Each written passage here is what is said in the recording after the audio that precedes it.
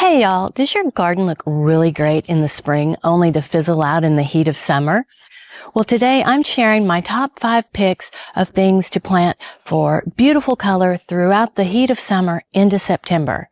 Join me in my garden.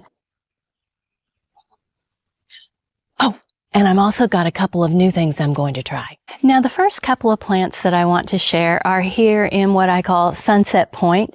Now, this particular bed runs along beside my where I pull into my garage, and it gets full sun starting early in the morning, and it continues all day long into the evening when you watch the sunset go down behind the neighbor's trees. So any plant that's going here needs to be able to take the heat of an Oklahoma summer. It has to be a full sun plant. So let me show you my 2 favorites that I have right here. Now the first one is Provenwinners Back in Black Sedum.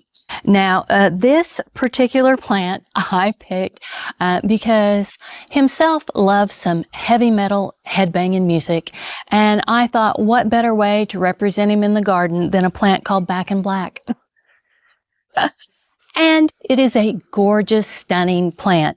It has a dark green leaf with like dark purple burgundy underneath. It's just stunning. Now, I planted this one last year, and it has come back this year looking so pretty. Now, sedums tend to flop a little bit when you first plant them, but once they get their feet in the ground and get going, they look so good. Now, this particular plant, it doesn't need water. It doesn't need fertilizer. If you water sedums too much, they will be floppy and rot, and so no water, no fertilizing. And this one is right here on the edge where it's the dry corner of the flower bed. And so there are things back in here that require water, but I just make sure that when watering, all the water goes that way, and I never soak this guy. I leave him here and just let him live his best rock and roll lifestyle, and he just a stunning plant. Now, sedums are not grown for flamboyant blooms. They're grown for their leaves, and they come in a variety of colors and also various different types of leaves. They're a fascinating type of plant. And as I say, they are drought tolerant, so they're great for places in your garden that get a lot of sun. You forget to water an area. If it has full sun, they're great there. They really are a plant that you can just put in the ground and leave it alone. So the next plant I want to talk about does have a big flamboyant bloom, and that is hardy hibiscus. This one is just coming on. Now, this is not a tropical hibiscus that you buy and you put out in a container on your patio for the summer, and then when it gets cold, it's done. No, these are perennial. They come back year after year, and they die back to the ground, and they kind of will leave their like limbs out there, and I leave those because these are one of the last plants to pop their leaves out in the spring. So if I leave last year's limbs there, I can remember where the plant is, and then once it starts growing from the coming up again in the spring, I will just go ahead and prune that out. And it is a beautiful plant. Now, I've grown these for a while now. I've had them in my other garden, and so I wanted one here because I wanted something really stunning for this corner. Now, this particular variety is Muy Grande is its name, but I have planted a bunch more out in the back border, and those are from Provenwinners Summerific series. Now, in the back border, they're just starting to come up, and I don't have really any great pictures of them from last year because I just added them in late in the season. And the ones I picked were from Provenwinners Summerific series. So I have Evening Rose, Holy Grail, and garnet globes. So I'm really looking forward to seeing all these be show-offs in the back border. Lots of big, beautiful blooms in the heat of summer. Hardy hibiscus are what I would consider fairly drought tolerant. They're not a plant that I just have to be watering all the time. They stand up to the heat and the sun really well, and they give you big, gorgeous blooms at a time of year when things are starting to die back in the garden. And so that is why I think they need to be in your garden if you're gardening in a hot climate. Now, the next plant I'm going to share is not a full sun plant, but I have my reasons why I think it needs to be on this list. So let's go down to the other end of the garden and check it out. The next plant on my list is oak leaf hydrangea. And yes, it's a hydrangea, and yes, you have to water them, but it's well worth it because these give you 3 seasons of color.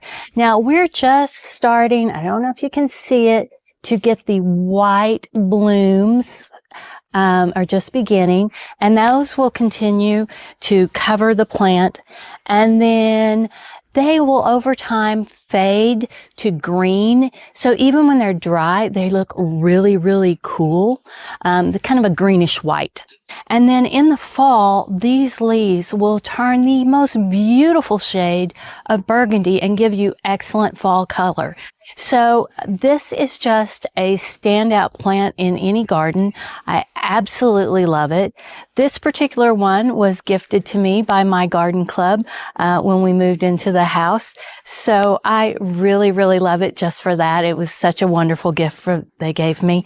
And it reminds me of all of them. And I've had it, this will be, I think, 3 years. And it's just getting bigger and bigger and prettier and prettier. Now this area is in front of my library. Library is there. The library beds is what I call it. Now this gets morning sun and some afternoon sun. It kind of filters in amongst the trees. So it's not in full sun all day long, but it does really well here. So yes, you have to water them. Yes, they require more upkeep than, say, a hardy hibiscus or a sedum that you just leave alone. They are well worth it for the amount of interest you get from this plant. And the next plant on my list is zinnias. I particularly love this variety called Envy, which is green. Such a cool plant. Now, for years and years and years, myself and my dear friend Mary competed at the county fair in the flower show in a category called Still Green and Growing. And in that category, everything had to be green, including your flowers. And so these zinnias won me many a blue ribbon. Now, some years I would win first place, and some years Mary would win first place. And it was just a category that we both absolutely loved. And she passed away last year. So it's a great memory when I see green zinnias in my garden because they remind me of Miss Mary and Still Green and Growing. Now, I will plant zinnias any place that I have space that gets full sun. I absolutely love them.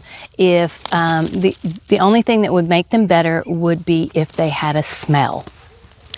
Now here in my front flower bed, this azalea gives me beautiful color in the spring, and then now it's just it's just a green backdrop. And I also have the holly here, which yes, it needs trimmed. It's on the list.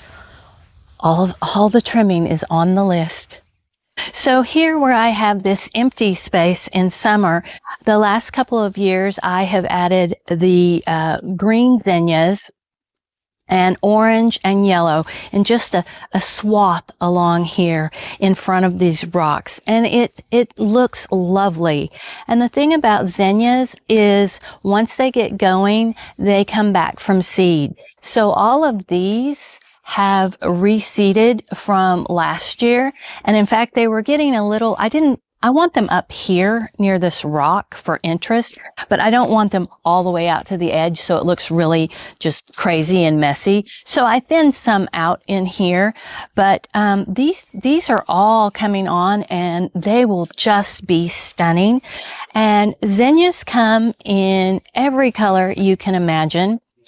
And so you can find one that works with your color palette, your color scheme. Now, another reason why you want to thin them when they start getting like really crazy is they are subject to powdery mildew. So you want them to have plenty of airflow so they don't have that. Now, they're bright, they're beautiful, they're heat tolerant, they're great in vases, they're a long lasting cut flower, just a great flower.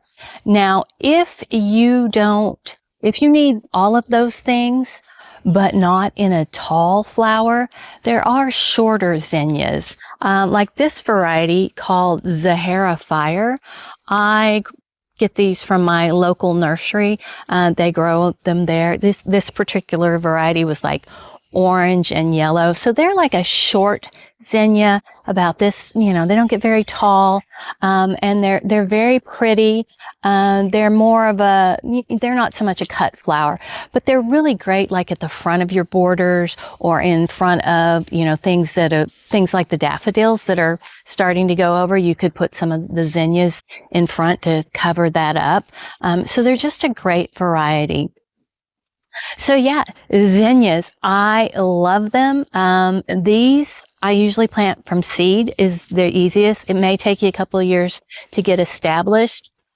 These smaller kinds, I usually just pick up plants. They're just easier to do.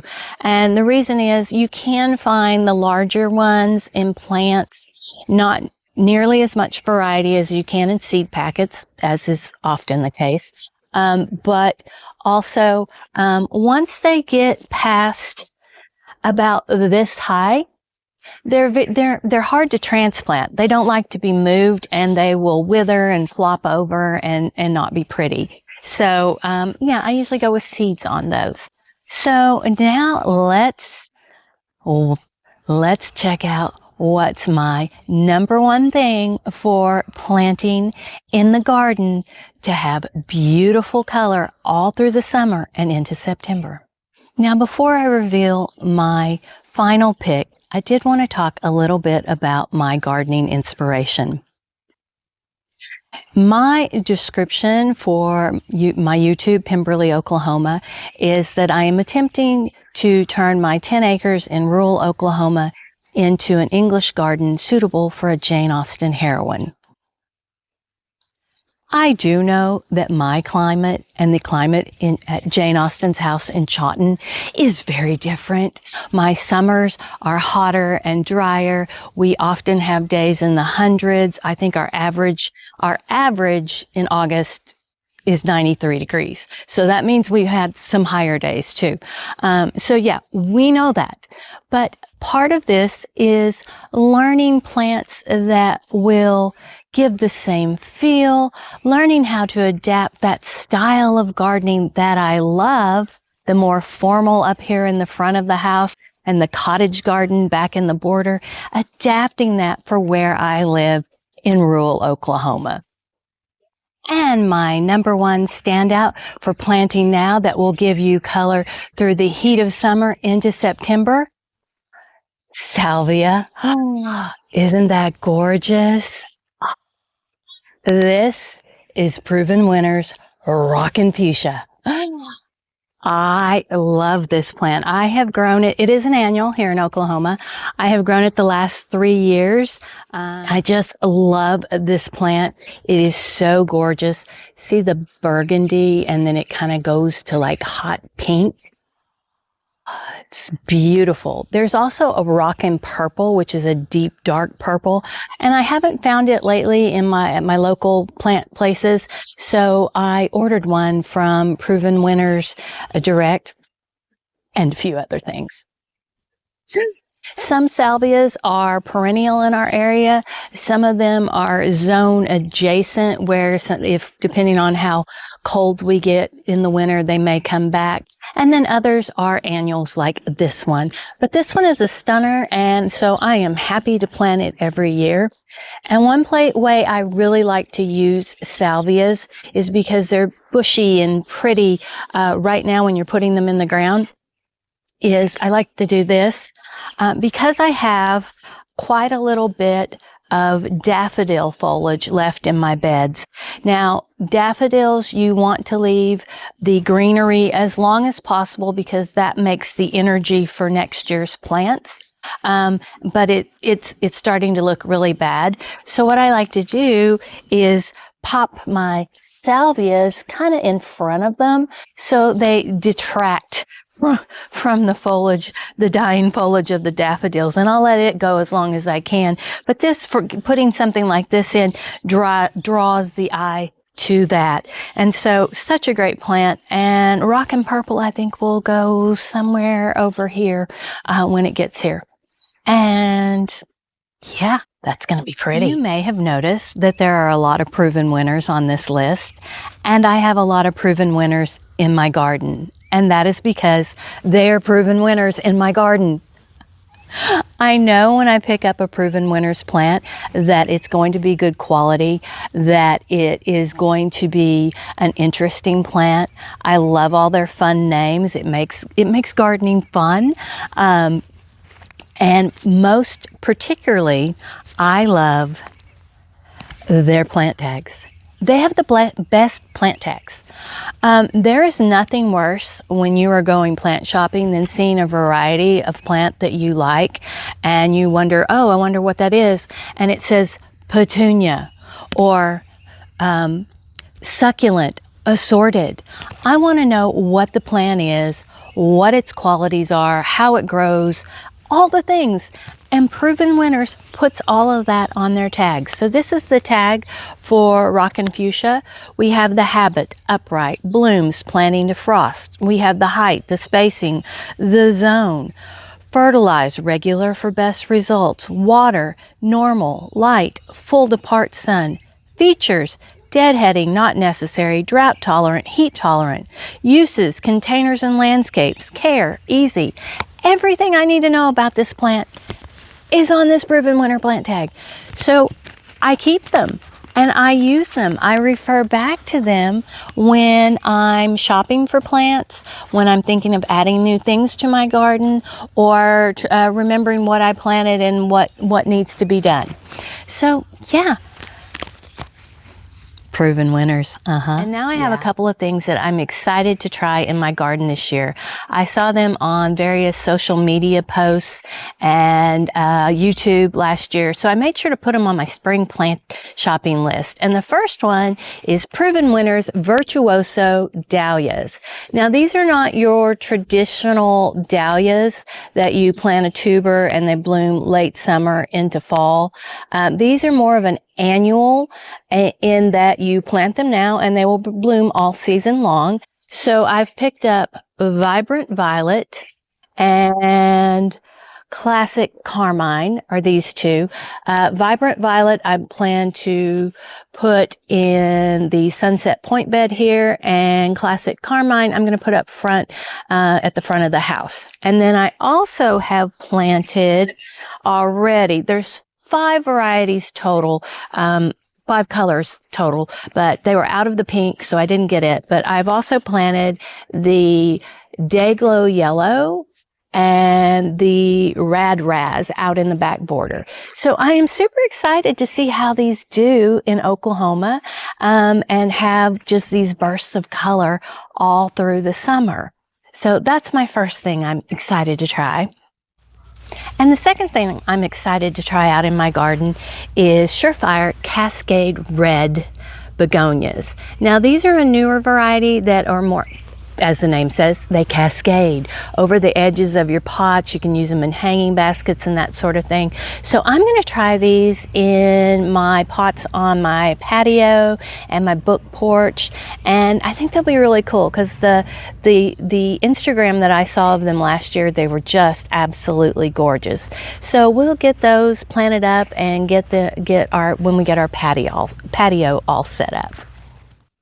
So there you have it, my top 5 picks for planting now to give me beautiful color through the heat of summer into September, which September in Oklahoma can still be pretty hot.